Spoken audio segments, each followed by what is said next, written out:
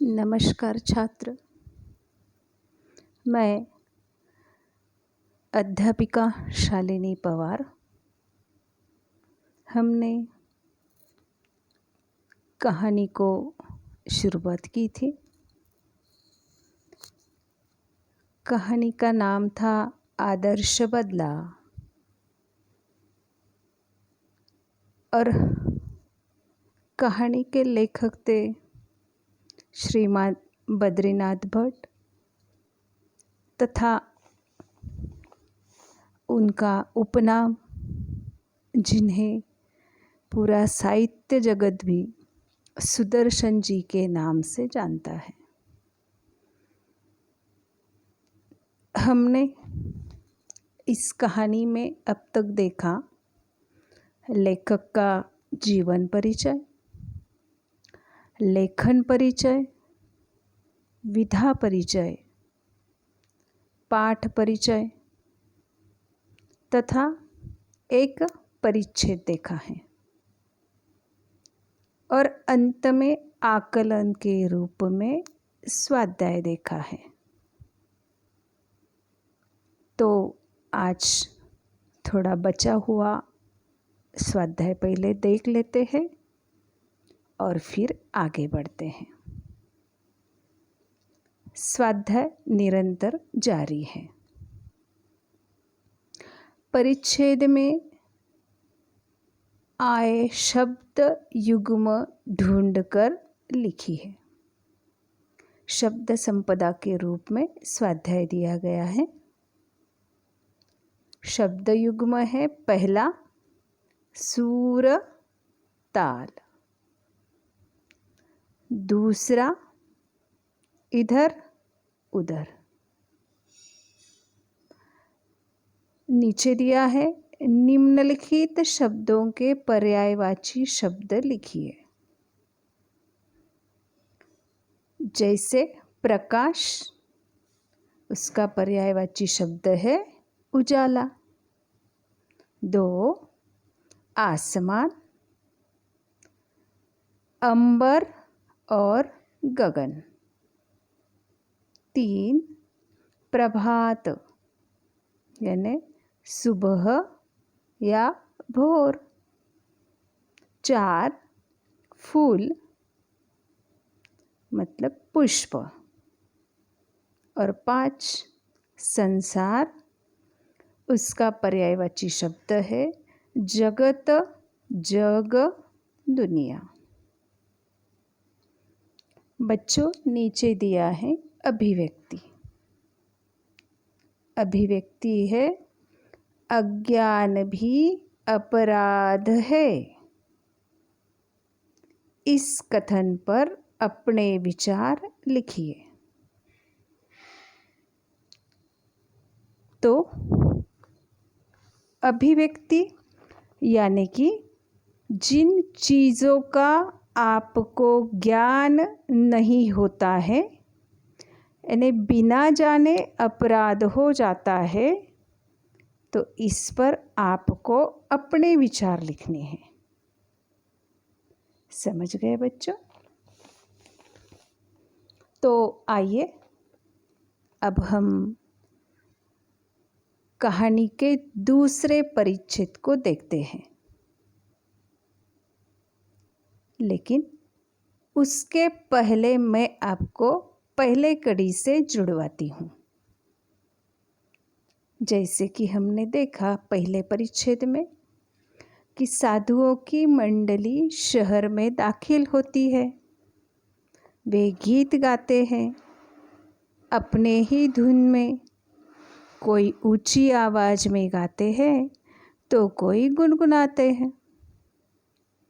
इतने में अकबर बादशाह के दरबार से सिपाही आते हैं और उन्हें हथकड़ियाँ लगाकर दरबार में ले जाते हैं, क्योंकि मशहूर रागी तानसेन ने नया कानून बनवा दिया था कि जो आदमी राग विद्या में उनकी बराबरी न कर सके वह आगरे की सीमा में गीत न गाए।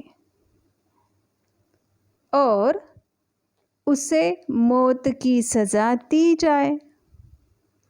तो साधुओं को मौत की सज़ा दी जाती है और केवल 10 वर्ष का बच्चा छोड़ा गया है।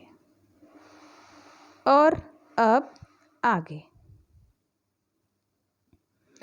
बच्चा रोता हुआ आगरे के बाजारों से निकला और जंगल में जाकर अपनी कुटिया में रोने तड़पने लगा और वह बार बार पुकारता था, बाबा तू कहाँ है?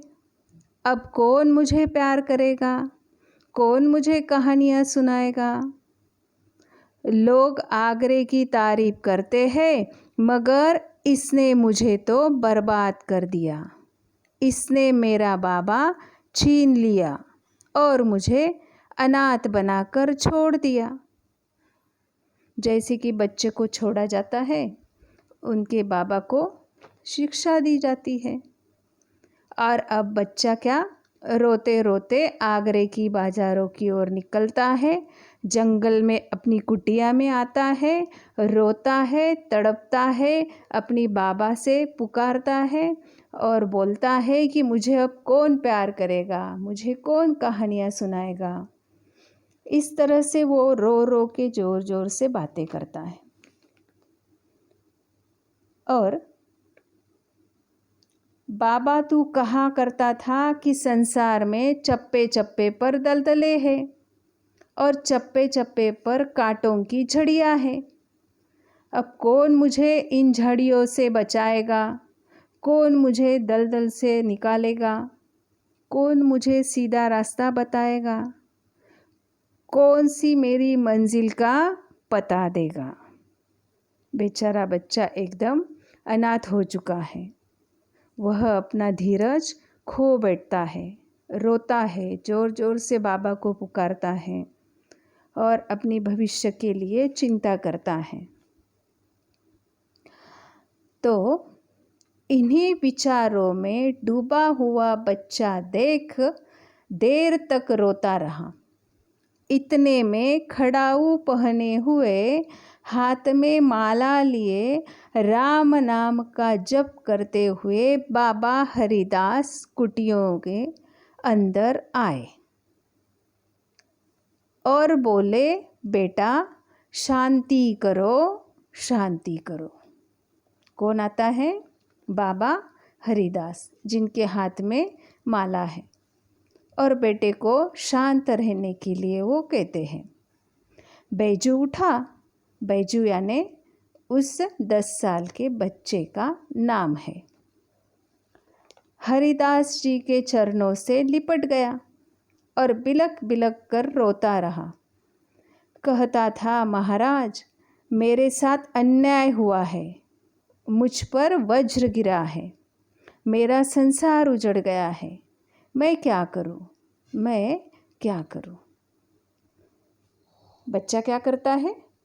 महाराज के चरणों को पकड़ता है, बिलक बिलक कर रोता है और कहता है कि वज्र गिरा मतलब बहुत भारी संकट मेरे ऊपर आ गया है, मेरा पूरा संसार ही उजड़ गया है, मैं अब क्या करूं।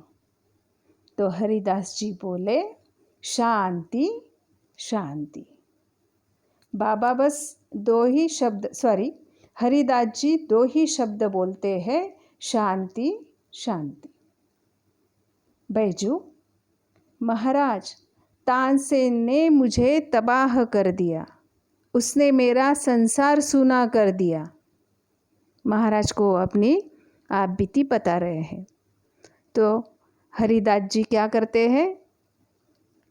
क्या कहते हैं? शांति शांति। बैजू ने हरिदास के चरणों से और भी लिपट कर कहा, महाराज शांति जा चुकी है, अब मुझे बदले की भूख है, मुझे प्रतिकार की प्यास है, मेरी प्यास बुझाइए। क्या कहता है बैजू कि शांति तो मैंने खो दी है, मुझे बदले की भूख है, प्रतिकार की प्यास है, तो सब सुनकर फिर से हरिदास जी कहते हैं, बेटा शांति शांति।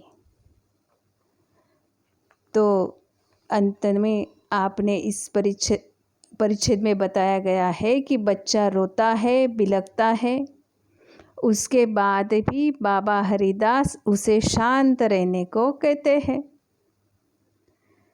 तो इस परिच्छेद में इतना ही बताया गया है।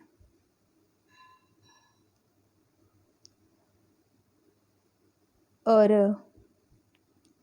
अब आगे देखिए, अगले परिच्छेद को हम शुरुआत करते हैं। बैजू ने करुणा और क्रोध की आंखों से बाबा जी की तरफ देखा।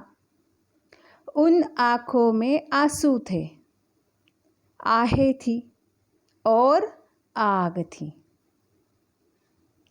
जो काम ज़बान नहीं कर सकती उसे आंखें कर देती है, और जो काम आँख भी नहीं कर सकती उसे आँखों के आंसू कर देते हैं।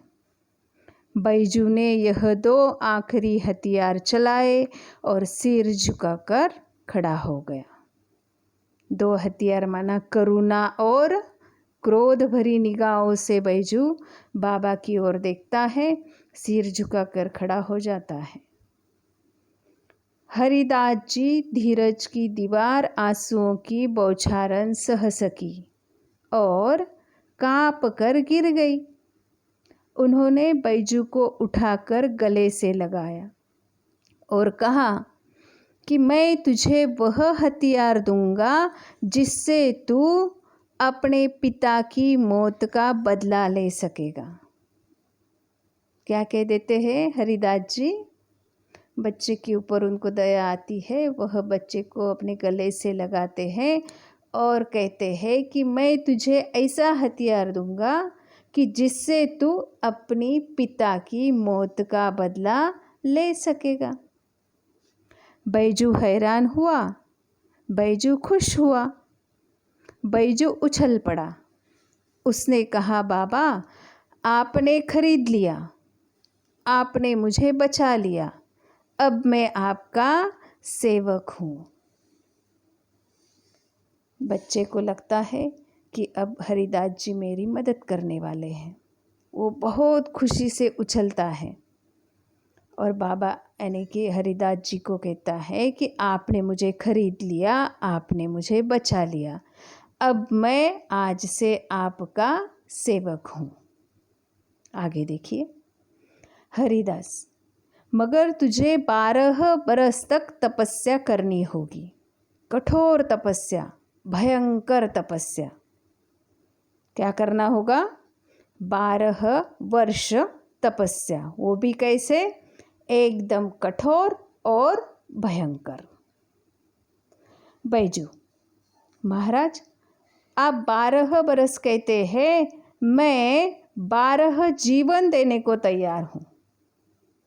मैं तपस्या करूँगा, मैं दुख झेलूँगा, मैं मुसीबतें उठाऊँगा, मैं अपने जीवन का एक एक क्षण आपको भेंट कर दूँगा।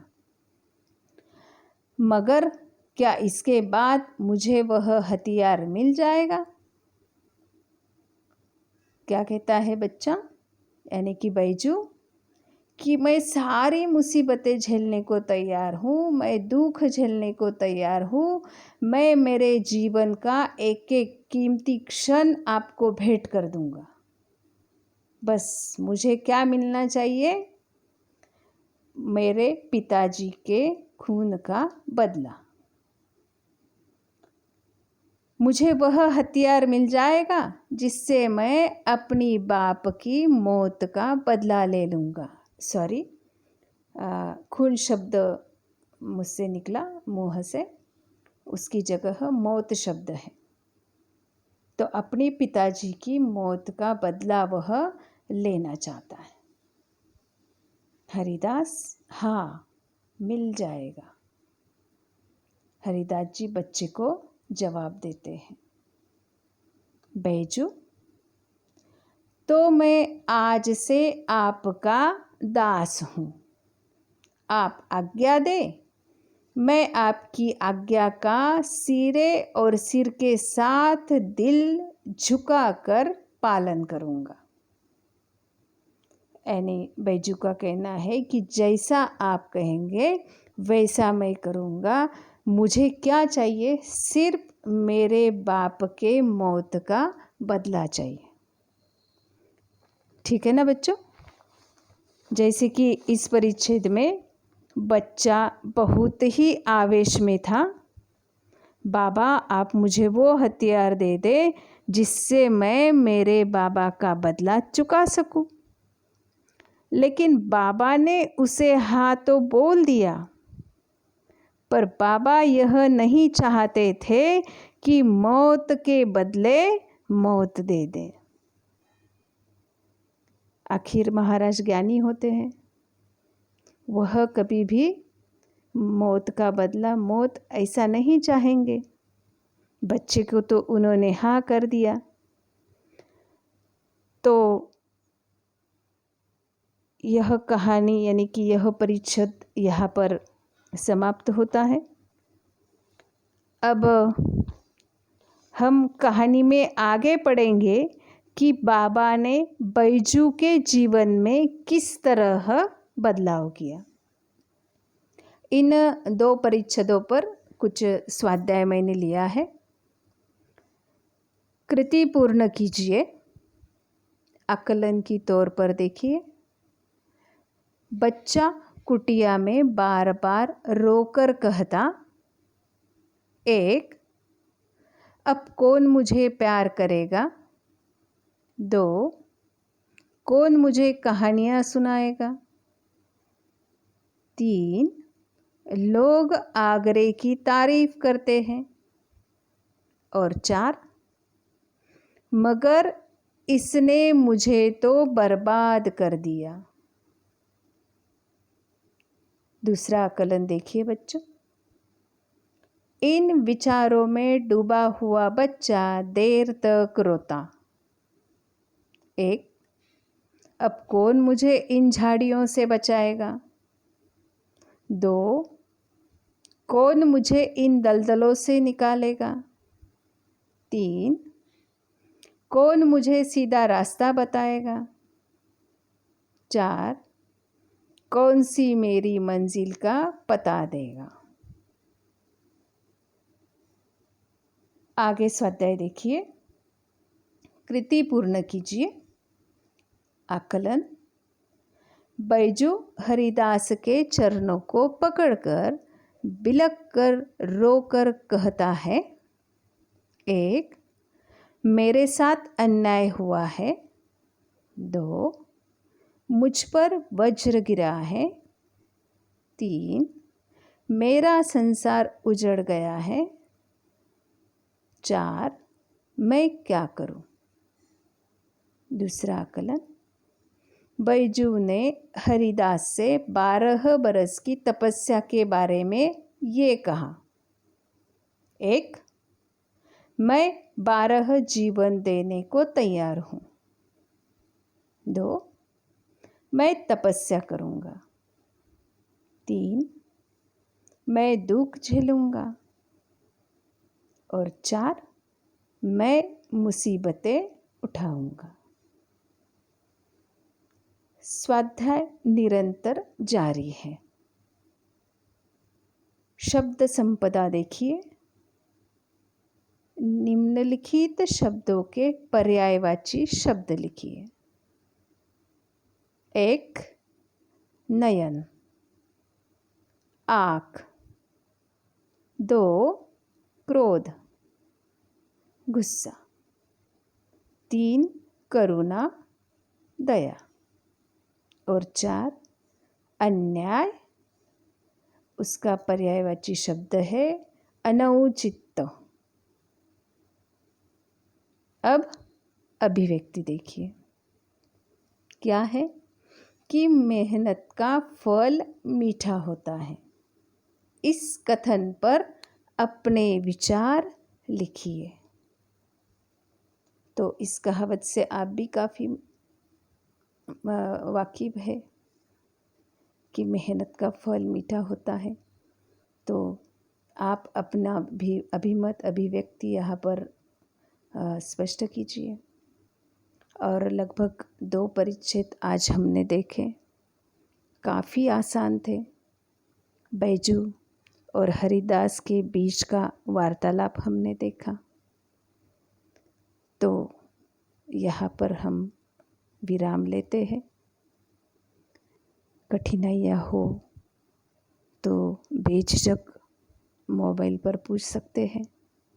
वैसे पिछले तासिका पर एक विद्यार्थी को थोड़ी समस्या थी किताब के बारे में, तो उसने मुझे फ़ोन कर पूछा और बहुत ही अच्छा वार्तालाप उस विद्यार्थी के साथ हुआ। नमस्कार।